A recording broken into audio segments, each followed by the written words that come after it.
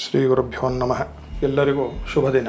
ಇವತ್ತಿನ ದಿವಸ ಪ್ರಾಣಾಯಾಮ ಅಂದರೆ ಏನು, ಪ್ರಾಣಾಯಾಮದಲ್ಲಿ ಎಷ್ಟು ವಿಧಾನಗಳು ಇದೆ, ಅದರ ಪ್ರಕ್ರಿಯೆ ಏನು ಅಂತ ತಿಳಿದುಕೊಳ್ಳುವ ಒಂದು ಚಿಕ್ಕ ಪ್ರಯತ್ನವನ್ನು ಮಾಡೋಣ. ಪ್ರಾಣಾಯಾಮ ಅಂದರೆ ಎಲ್ಲರಿಗೂ ಗೊತ್ತಿರತಕ್ಕಂಥದ್ದು ಏನು ಅಂತಂದರೆ, ಇಂದಲೋ ಪಿಂಗಳಾಯಿಂದಲೋ ಅಥವಾ ಎರಡರಿಂದಲೋ ಉಸಿರನ್ನು ಎಳೆದುಕೊಳ್ಳೋದು, ಒಂದಷ್ಟು ಹೊತ್ತು ಕುಂಭಕವನ್ನು ಮಾಡುವುದು, ಬಿಡ್ತಕ್ಕಂಥದ್ದು. ಇತ್ತೀಚಿನ ದಿನಗಳಲ್ಲಿ ಬಹಳ ಪ್ರಚಲಿತವಾಗಿರ್ತಕ್ಕಂತಹ ಪ್ರಾಣಾಯಾಮಗಳು ಉಜ್ಜಾಯಿ ಪ್ರಾಣಾಯಾಮ ಆಗಿರಬಹುದು, ಭಸ್ತ್ರಿಕಾ ಆಗಿರಬಹುದು, ಕಪಾಲಭಾತಿ ಆಗಿರಬಹುದು, ಅನುಲೋಮ ವಿಲೋಮ ಆಗಿರಬಹುದು. ಈ ಥರದ ಪ್ರಾಣಾಯಾಮಗಳು ಜನರ ಒಂದು ಮಾನಸದಲ್ಲಿ ಹೆಚ್ಚು ಮನೆಯನ್ನು ಮಾಡಿ ಸುಮಾರು ಜನ ಪ್ರಾಣಾಯಾಮವನ್ನು ಅಭ್ಯಾಸ ಮಾಡ್ತಾ ಇರ್ತಕ್ಕಂಥದ್ದು ನಾವೆಲ್ಲರೂ ಕಂಡಿದ್ದೇವೆ. ಅದರ ಮೂಲಭೂತವಾಗಿ ನಾವು ನೋಡಲಾಗಿ ಆರ್ಷ ಗ್ರಂಥಗಳು ಅಂದರೆ ಓಲ್ಡೆಸ್ಟ್ ಡಿಕ್ಟಮ್ಸ್ ಆಫ್ ಯೋಗ ಅಥವಾ ಪ್ರಾಚೀನವಾಗಿರ್ತಕ್ಕಂತಹ ಯೋಗ ಗ್ರಂಥಗಳಲ್ಲಿ ಏನಾದರೂ ಇದರ ಒಂದು ಉಲ್ಲೇಖ ಇದೆಯೇ ಅಂದರೆ ಎಲ್ಲೂ ನೋಡಲಿಕ್ಕೆ ಸಿಗುವುದಿಲ್ಲ. ಪ್ರಾಣಾಯಾಮ ಅಂದರೆ ಏನು ಅಂತಂದರೆ, ಪ್ರಾಣದ ಆಯಾಮಗಳು ಯಾವುದೋ ಅದಕ್ಕೆ ಪ್ರಾಣಾಯಾಮ ಅಂತ ಹೆಸರು. ಪ್ರಾಣ ಅಂದರೆ ಉಸಿರಾಟಕ್ಕೆ ಪ್ರಾಣ ಅಂತ ಕರೆದಿಲ್ಲ ವೇದದಲ್ಲಿ, ಉಪನಿಷತ್ತಿನಲ್ಲಿ. ಆಡು ಭಾಷೆಯಲ್ಲಿ ಏನಾಗಿದೆ, ಉಸಿರಾಟವನ್ನು ಪ್ರಾಣಾಯಾಮ ಅಂತ ನಾವು ತಿಳಿದುಕೊಂಡು ಬಿಟ್ಟಿದ್ದೇವೆ. ಡಿಫಾಲ್ಟ್ ಲ್ಯಾಂಗ್ವೇಜ್ ಅಂತೀವಲ್ಲ, ಅಥವಾ ಕೊಲೋಕ್ವಿಯಲ್ ಲ್ಯಾಂಗ್ವೇಜ್ ಅಂತೀವಲ್ಲ, ಅಥವಾ ಸ್ಲ್ಯಾಂಗ್ ಅಂತೀವಲ್ಲ, ಅಥವಾ ಆಡು ಭಾಷೆಯಲ್ಲಿ ಉಸಿರಾಟವನ್ನು ಪ್ರಾಣಕ್ಕೆ ನಾವು ಮೇಳೈಸಿ ಬಿಟ್ಟಿದ್ದೇವೆ.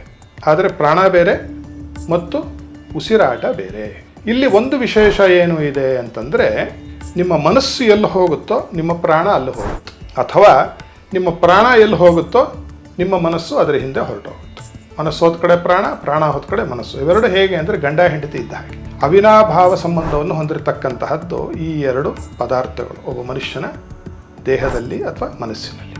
ಒಂದ ಪ್ರಾಣವನ್ನು ಚೆನ್ನಾಗಿ ಹತೋಟಿಯಲ್ಲಿ ತಂದುಕೊಂಡಾಗ ಮನಸ್ಸು ಹತೋಟಿಗೆ ಬರುತ್ತೆ, ಅಥವಾ ಮನಸ್ಸನ್ನು ಹತೋಟಿಗೆ ತಂದುಕೊಂಡಾಗ ಪ್ರಾಣ ಏನಾಗುತ್ತೆ, ತನ್ನ ಹತೋಟಿಗೆ ಬರುತ್ತೆ ಅಂತಕ್ಕಂಥದ್ದು ವೇದದಲ್ಲಿ ಅಥವಾ ವೇದಶಾಸ್ತ್ರದಲ್ಲಿ, ಉಪನಿಷತ್ತಿನಲ್ಲಿ ಯೋಗೋಪನಿಷತ್ತುಗಳು ಅಂತಲೇ ಕೆಲವಿದೆ. ಅದರಲ್ಲಿ ಉಲ್ಲಿಖಿತವಾಗಿರ್ತಕ್ಕಂತಹ ಸತ್ಯ. ಪ್ರಾಣದ ಆಯಾಮಗಳು ಎಷ್ಟಿದೆ ಅಂತ ನಾವು ನೋಡಿದಾಗ, ಮುಖ್ಯವಾಗಿ ಪ್ರಾಣದ ಆಯಾಮ ಇರತಕ್ಕಂಥದ್ದು 5.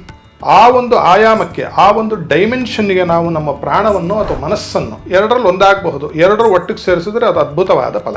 ತೆಗೆದುಕೊಂಡು ಹೋದಾಗ ಅದು ನಮಗೆ ನೀಡ್ತಕ್ಕಂತಹ ಫಲಗಳಿದೆಯಲ್ಲ, ಅದು ಅಮೃತ ಸಮಾನ.